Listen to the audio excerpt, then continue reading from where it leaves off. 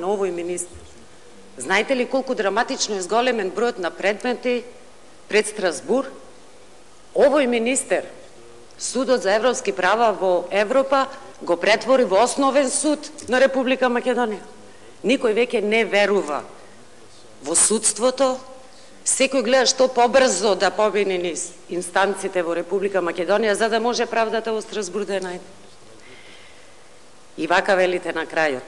Министерот донесол над 111 подзаконски акти и над 100 закони.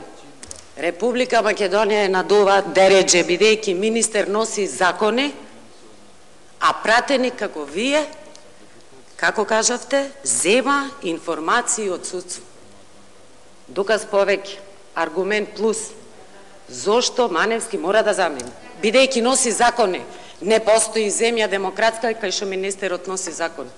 Јас жалам што е така, бидејќи пратениците, вашите колеги, предводени од вас, како правник со положен правосуден испит, не смеа да минуваат закони од Маневски.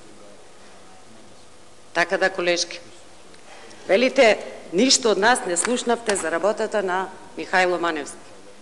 Веројатно не бевте тук. Имате прилика, се уште, ама добро да не слушате. Спремни сме цела документација што имаме да ја споделиме не само со вас, со сите пратеници од ВМРО ДПМН, кои денес или ќе покажат апсолутен капацитет за она што се избрани, да го штитат интегритетот и интересот на граѓаните, наместо да го штитат интересот на овој министер, што носи закон.